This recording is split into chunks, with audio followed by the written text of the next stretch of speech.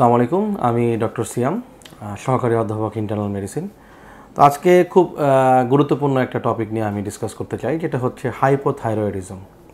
আপনাদের অনেকেই এই টার্মটা সকলে পরিচিত যে আমাদের শরীরে থাইরয়েড গ্ল্যান্ড, আমাদের গলার সামনে যে থাইরয়েড গ্ল্যান্ডটা থাকে, যখন এখান থেকে পর্যাপ্ত পরিমাণে থাইরয়েড হরমোন যখন প্রডিউস না হয়, তখন শরীরে থাইরয়েড হরমোনের মাত্রাটা যখন কমে যায় প্রয়োজনের তুলনায়, এই মেডিকেল কন্ডিশনটাকে আমরা বলি হাইপোথাইরয়েডিজম। থাইরয়েড হরমোনগুলি আমাদের শরীরের বডির যে মেটাবলিজম, গ্রোথ, এনার্জি এবং বিভিন্ন অর্গানের উপর একটা সিগনিফিক্যান্ট একটা প্রভাব রাখে। সো বডিতে যখন এই থাইরয়েডের মাত্রাটা, থাইরয়েড হরমোনের মাত্রাটা যখন কমে যায়, তখন অবশ্যই এটার একটা ব্যাপক প্রভাব বিস্তার করে।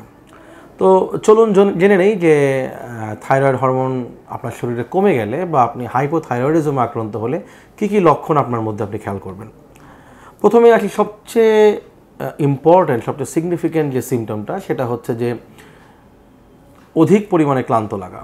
আপনি দেখবেন যে আপনি দিনকে দিন অনেক ক্লান্ত হয়ে যাচ্ছেন এবং এটা এক্সেসিভ টায়ার্ডনেস, উইকনেস, যে আপনি বসা থেকে উঠে দাঁড়াতে, ইভেন চিরুনি দিয়ে চুল আঁচড়াতেও আপনি দুর্বলতা অনুভব করছেন।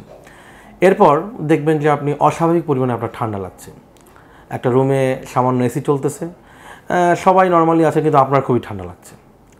তারপর দেখা যাবে আপনি রেগুলার নর্মাল ডায়েট মেনটেন করতেছেন, আগে যা খেতেন তাই খাচ্ছেন, কিন্তু অস্বাভাবিকভাবে আপনার ওজন বেড়ে যাচ্ছে।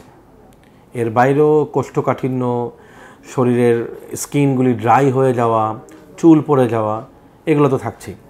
এর বাইরে মহিলাদের ক্ষেত্রে আপনারা দেখবেন যে অনেক সময় আমাদের পিরিয়ডের ইরেগুলারিটি হচ্ছে এবং এটারও একটা পরবর্তীতে যে প্রেগনেন্সিতে ইম্প্যাক্ট ফেলতে পারে।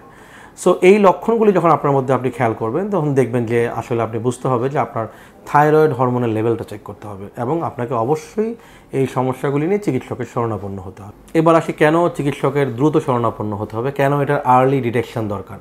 কারণ এই আন্ডার অ্যাক্টিভ থাইরয়েড গ্ল্যান্ড থাকলে, মানে আপনার শরীরে প্রয়োজনের তুলনায় কম মাত্রায় থাইরয়েড হরমোন থাকলে যেগুলো কমপ্লিকেশন হতে পারে, তার মধ্যে একটা অন্যতম হচ্ছে শরীরের চর্বির মাত্রা অনেক বেড়ে যাবে, কোলেস্টেরলের মাত্রা বেড়ে যেতে পারে। সেক্ষেত্রে আমরা জানি যে কার্ডিয়াক সহ অন্যান্য সমস্যা হতে পারে। এছাড়া হার্ট ফেইলিওর হতে পারে। এর বাইরে দেখবেন যে আপনার শরীরে পানি জমতেছে, মুখ, হাত পা ফুলে যাচ্ছে। এর বাইরে আরও কিছু লাইফ থ্রেটনিং কমপ্লিকেশন আছে, যেমন একটা হচ্ছে মিক্সিডিমা, কোমা। সেক্ষেত্রে আপনার শরীর অত্যন্ত ঠান্ডা হয়ে যাবে, নিস্তেজ হয়ে যাবে, আপনার ব্লাড প্রেশার ফল করতে পারে।